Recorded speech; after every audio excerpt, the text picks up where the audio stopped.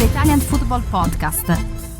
Hello everybody, I'm Carlo Garganese and welcome to another special transfer deep dive on the Italian Football Podcast. I'm joined as always by Nima Tavali.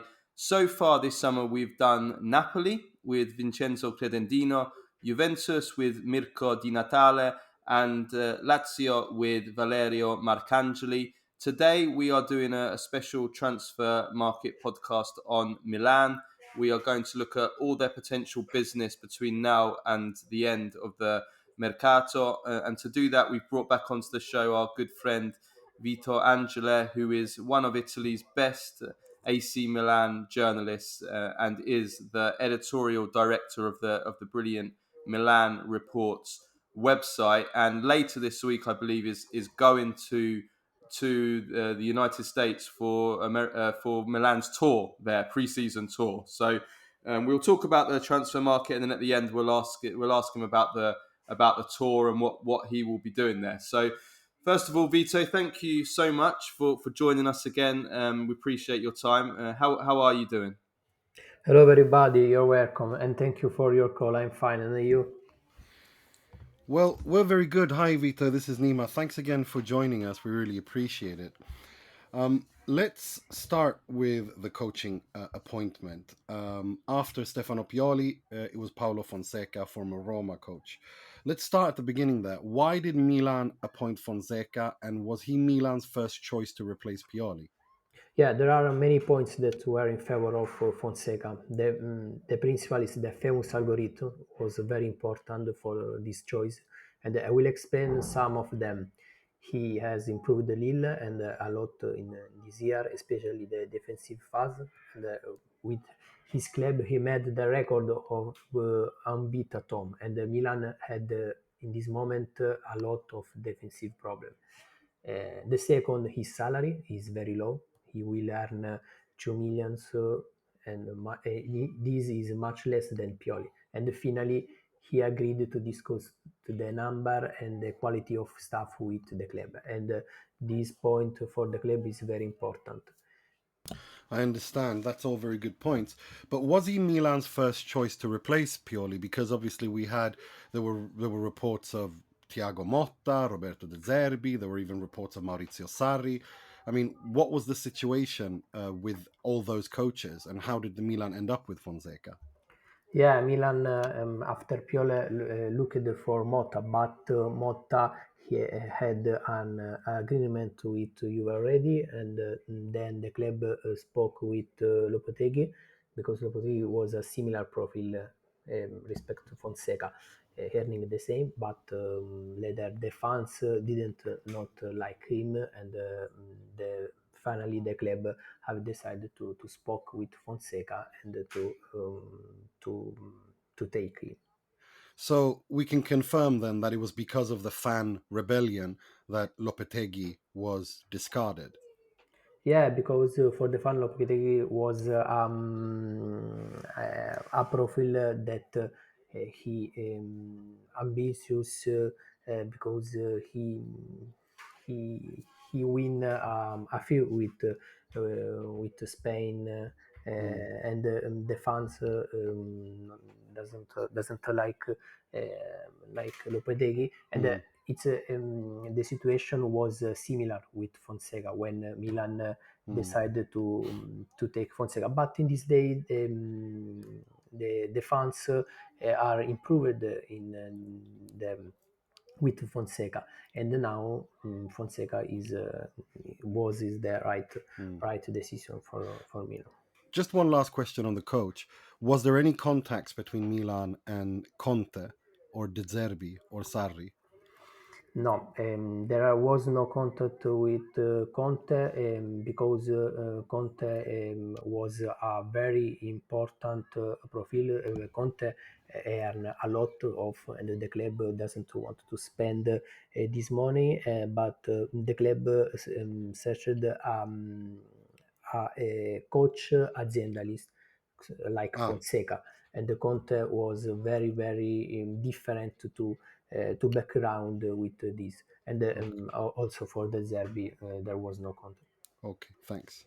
Let's talk about the players now who could join Milan this summer. Of course, Alvaro Morata has already signed, but he wasn't the first choice to be the new number nine, the new number nine to replace Olivier Giroud.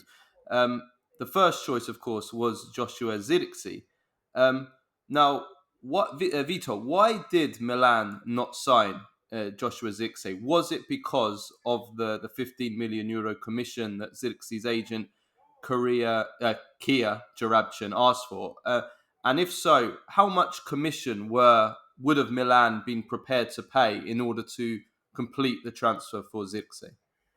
Yeah, it wasn't really commission talk because 2 weeks ago there was a market meeting important, and Milan decided to change their strategy. Milan has had a budget to spend, and they decided that by taking Morata they could save 50 millions and spend that money on more player. And in fact, Milan now is completing many deals.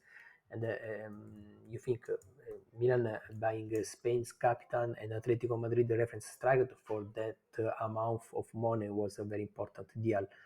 But Milan for Zirze could have spent less than 10 million in commission. And in the end, they decided to buy more players and focus on two strikers instead of, because in this moment Jovic is not considered a good replacement.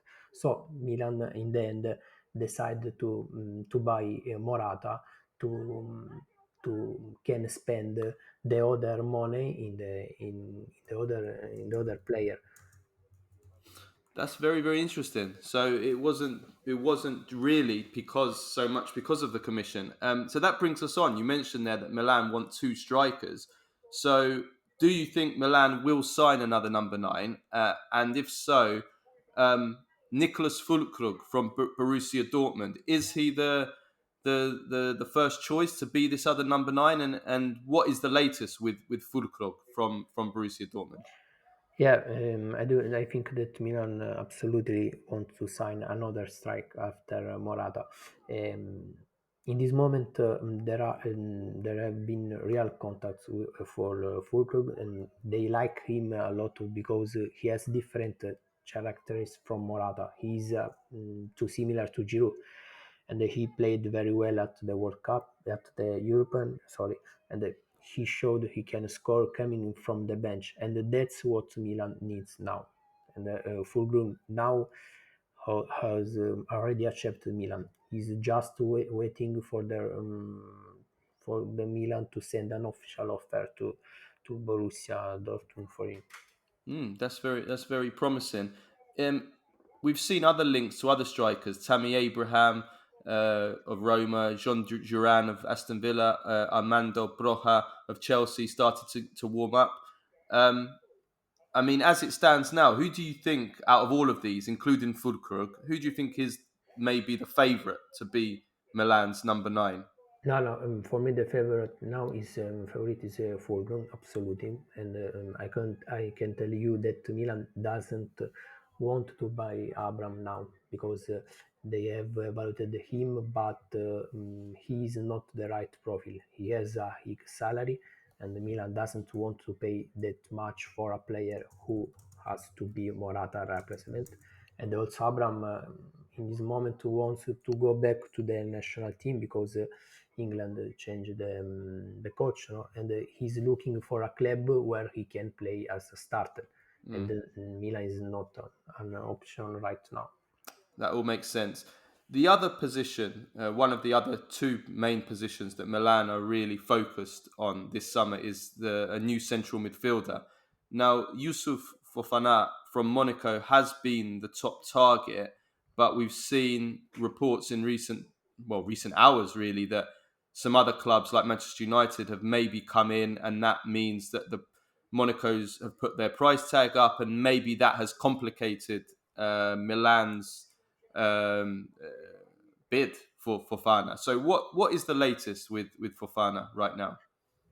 Yeah, the situation with Fofana is clear in this moment because Milan has closed already an agreement with him with the player, but there is not a complete agreement with the Monaco, because in the recent day, Manchester United and Atletico Madrid have also searched the player, and the situation is strange because now the Atletico Madrid is getting in on many of Milan's target, because they were not satisfied with Morata transfer, because for the Athletic, Milan should have warned them that they wanted Morata before talking to him and before paying the clause.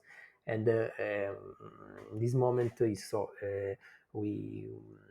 we have to waiting, because Milan doesn't want to spend more than 20 million for Fofana, because he has only 1 year left on his contract. Okay, so that looks like that might be complicated. In which case, Lazar Samardzic, we've seen that Milan have been, reports that Milan are in talks for Samardzic. Is this true? And if so, is he an alternative to Fofana, or is it Fofana and Samardzic? Is it one or the other?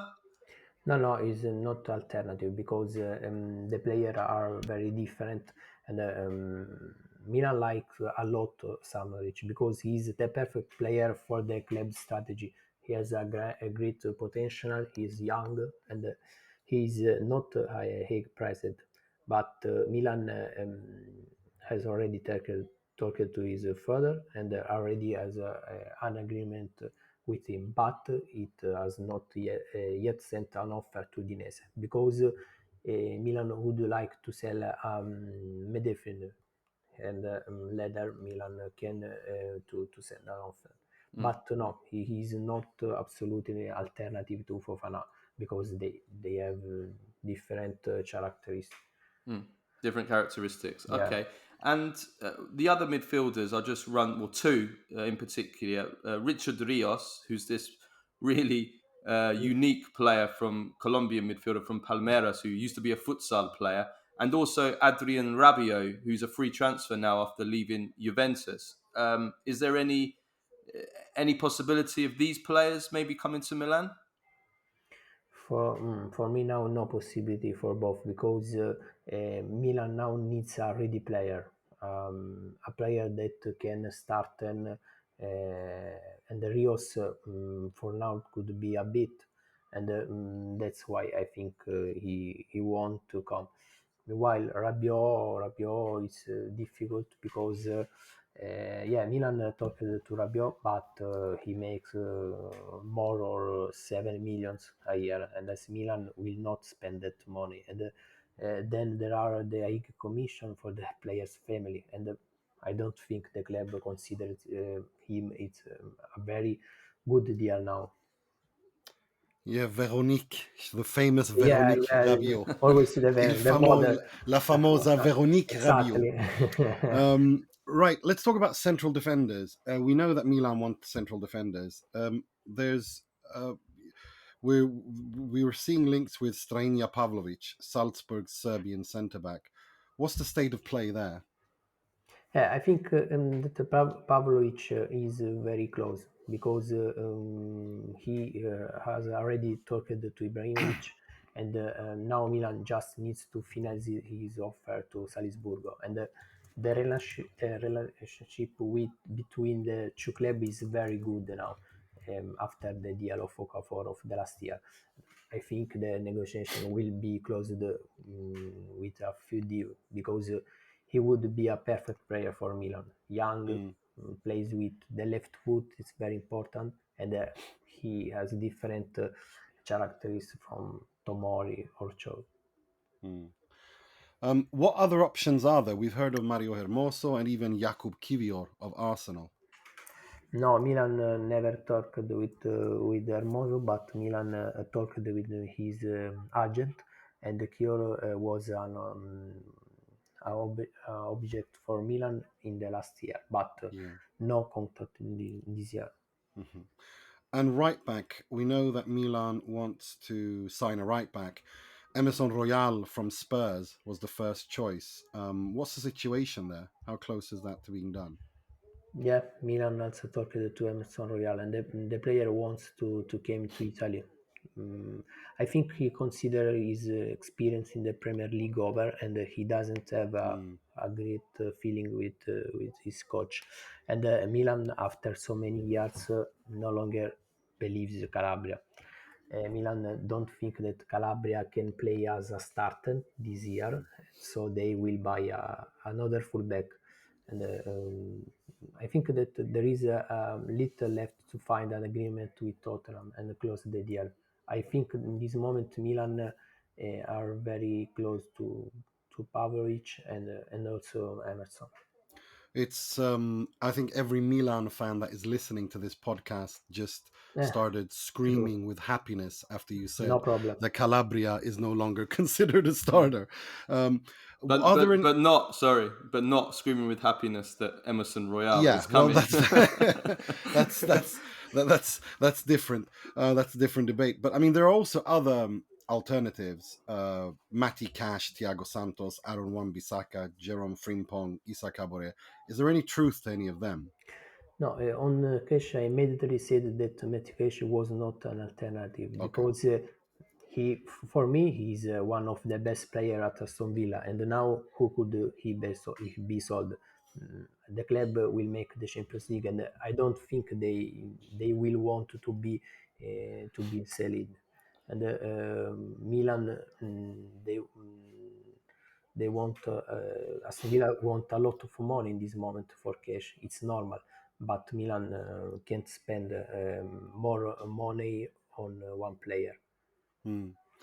So there's also been a rumor about Arda Güler on loan, similar to perhaps Milan signing him similarly to how they got Brahim Diaz in the past.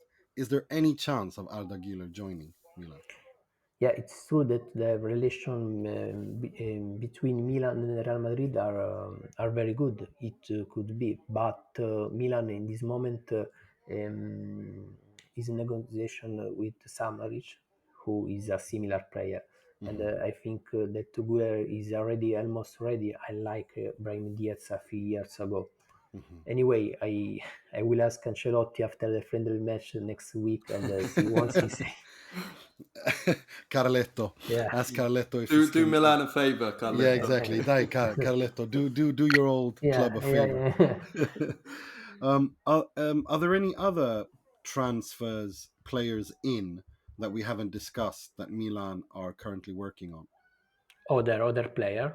Yeah, other Yeah, players. you can't ask me this because after you mentioned more than 50 players that Milan could buy, but no, but maybe we can say that a fee disposal could open the door to new negotiation. If Hmm. Milan to sell another player in Midfield, it's possible, yeah, that the club can search other player. We're going to talk about players being sold now, aren't we? Yeah, we are. Let's look at the players who might leave and the players who have been linked with exit. So I want to get the one big question out of the way because this is what all Milan fans fear probably every summer. Will one of the big three Milan players leave? The big three are Rafael Leao, Theo Hernandez, Mike Maignan. Of course, the contract situations with Theo Hernandez and Mike Maignan are a little bit that's what's providing the fear for Milan fans with those two. So, are you confident that all three of these players will stay this summer?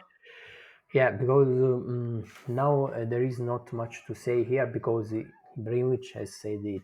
They will stay, but later depends of the offer. Leao now there is no chance of him leaving because for the Milan it's very important, and also for Theo it's the same because the club wants Theo as the next team captain. They will do everything to get his contract renewed, and I think that um, for the next year, Hernandez replaced to Calabria as captain of the club, Mm. and also Maignan is also considered important. And I think that the negotiation for his renewals will start soon, and but you never know if an offer arrives. You Milan valued the offer and let them decide. So this is the philosophy of the club. Are you confident that Theo Yeah, and Maignan will sign the new contract soon? yeah. I confident. For Maignan is more simple because is was the first for Maignan, but for Hernandez is more complicated. But I think in the end Hernandez we stay at Milan because for now there is no offer for there is no important offer for him. Okay, so as we spoke before, Milan are looking at midfielders, Fofana and Samardzic. So that means that some midfielders have to leave. Two central midfielders in particular, it's been widely reported that Milan are open to selling Bennacer and Yacine Adli. Are Milan looking to sell Bennacer and Adli? And if so, is there interest in them? How much are Milan asking for? What's the situation with Benacer and Adli? Yeah, the two situations are very different because Benacer, it's normal if 50 millions offer comes, he will leave because he has a clause. But I think that if Pioli would have signed with Etihad, the negotiation would have started. But then he didn't sign, and for now there is no offer. And then Benacer want to stay at Milan, but we'll see. Meanwhile, for Adli, Adli loves Milan too much and doesn't want to leave the club. He's a player who is fine even if he doesn't play. Last year, yeah, he played more and he believes he can do better this year. But it's normal that Milan would like to sell him if a good offer comes in. But it's not easy for him to accept a transfer to Saudi Arabia. So there's interest from Saudi Arabia in Adli? Is that in Adli? There's interest from Saudi Arabia or Benacer No, Adli, Adli. in The Adli? last day Mm. there is a club that it's conquered the principal Saudi league that want Adli. Okay, that's interesting. Malick Thiaw. Now there does seem to be definite interest in him from Newcastle. What's the situation with Thiaw, and could Milan consider selling Thiaw, especially as Pavlovic is joining and probably joining as well? Yeah, nobody now and transfer before Milan because we know that Newcastle has been following him for 2 years. In my opinion, he has the characteristics to play in the Premier League, and Milan paid him very little, so they could get a big money from his sale. And we know that this is the club philosophy. So if an offer comes in, he can leave. Um, yeah. I understand. So, what do you think? Do you think he's going to leave? I mean, what's the state of play? Is it close to being done? Ciao. For me, is depends because for now Newcastle spoke with player, but no offer is Okay. arrived at Casa Milan. For Okay. for now, he stay. Luka Jovic, I mean, is he leaving Milan? And what's the situation with Fenerbahce? No, he want to go to Fenerbahce because they got another strike, El Nasri, and Jovic could have been the alternative of El Nasri. But there are no offer for him now, so he could stay, but we see. Alexis Salamakers was on loan at Bologna last season, and they had an option to buy him. I mean, how much are Milan asking for, and what's the state of play? As there are quite a few clubs interested in him, and even from the Premier League, but also Thiago Motta's Juve. Yeah, he's having a very good preseason. He could stay if no offer coming. But Okay. yeah, it's true. Italiano didn't want him at Bologna for the moment for me because they made decided to bid for him when they sell Calafiori. I'm not like Salemaker, likes him a lot, but Juventus now have other target. But I think that they make move in the last years of the market. Napoli as well. Sorry, Vito. Napoli have been linked with Salamakers as well, haven't they? Conte. No, because Conte in this moment would to take another profile, and a player that will score more goals. Almaker is a profile that very defensive. For now, no. Napoli don't ask to Salmaker to me. And what about Alessandro Florenzi? There's been reports that he might be leaving on a free transfer, but we've not seen anything confirmed. Can you tell us anything there?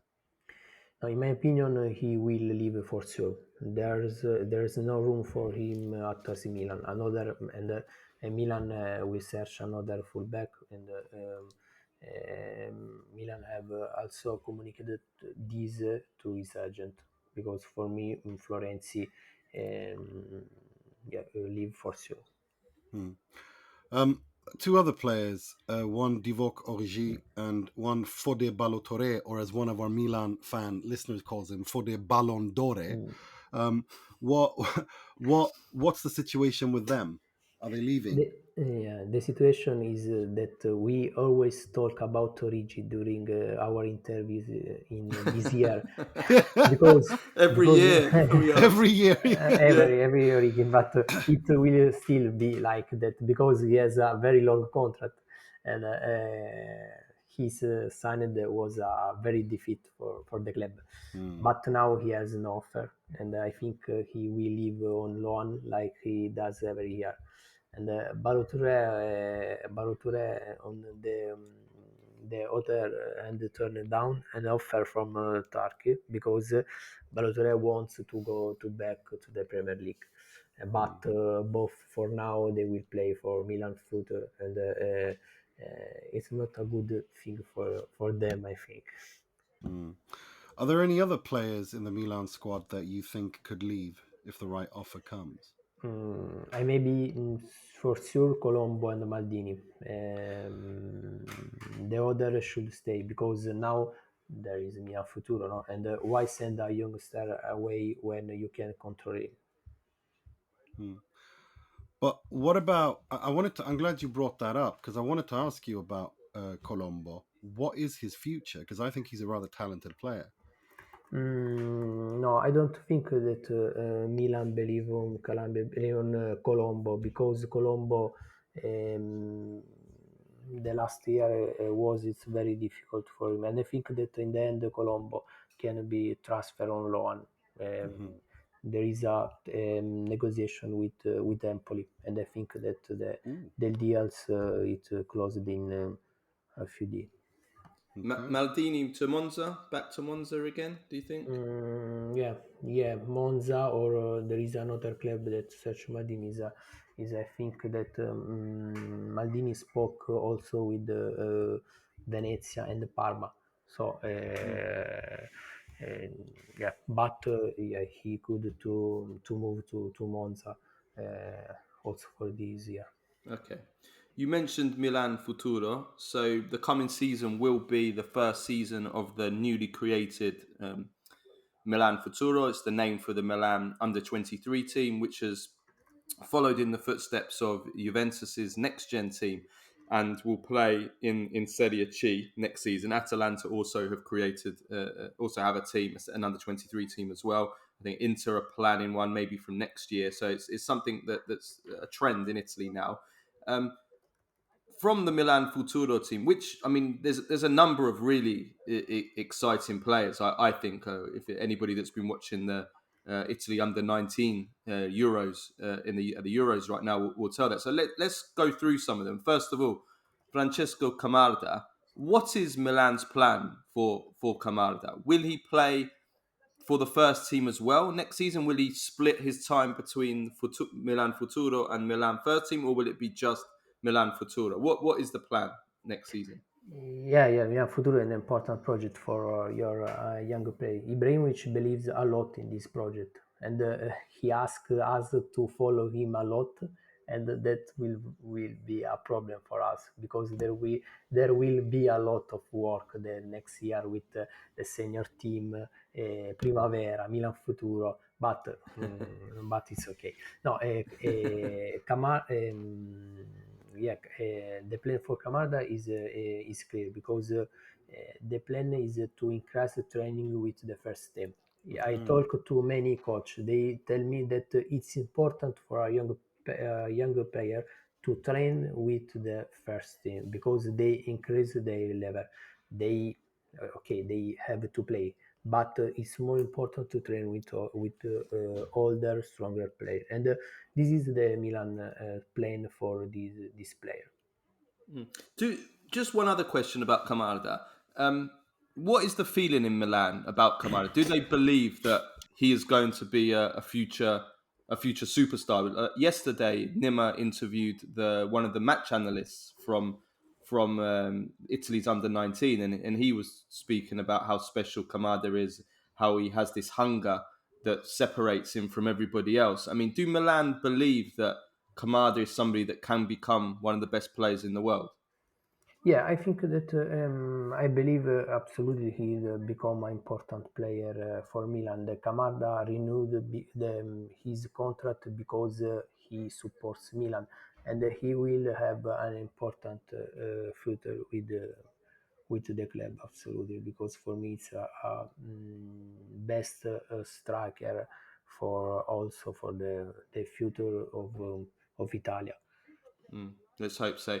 Kevin Zeroli, another big young talent who's also doing great at the under-19 Euros. Same question is, will he be part of the Milan Futuro next season? He won't be loaned out to another team, would he? Like in Serie B or something. And also, do you think, like Kamada, will he be part of the Milan senior team? Will he get some games for Fonseca's team as well? No, no, he will stay absolutely, because he will play with Milan future, and then he need to get some call-ups with senior Milan and maybe play some minutes. But the club has to take him in the Milan Futuro squad, absolutely.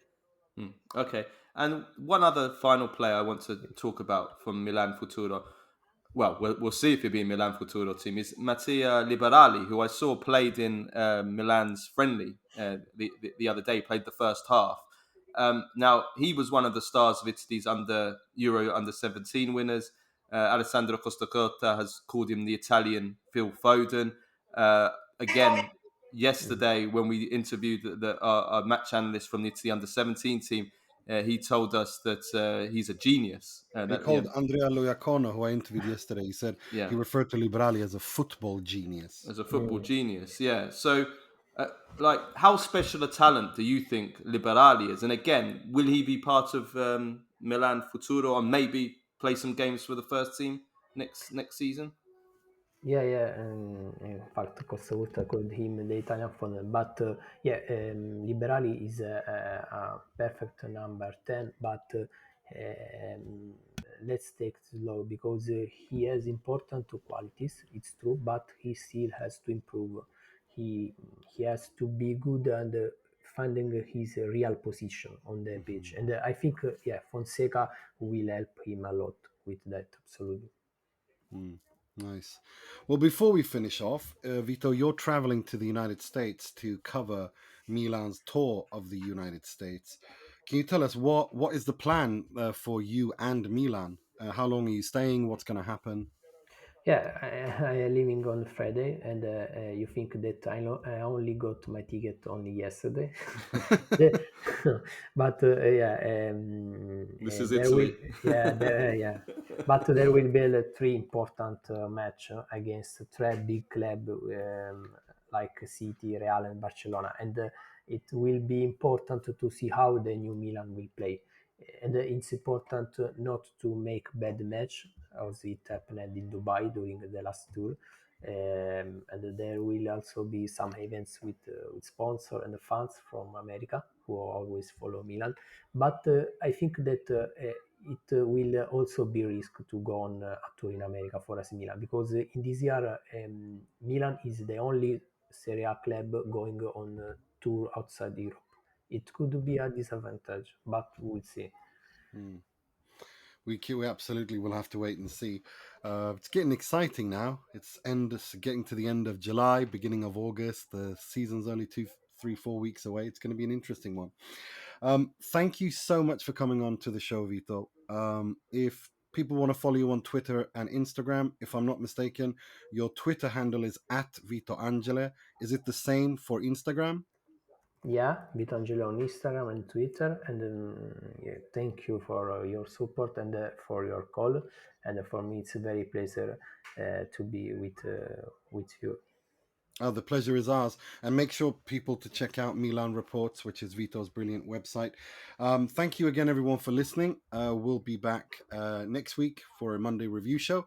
Until next time, take care of yourselves and each other. Ciao, ciao.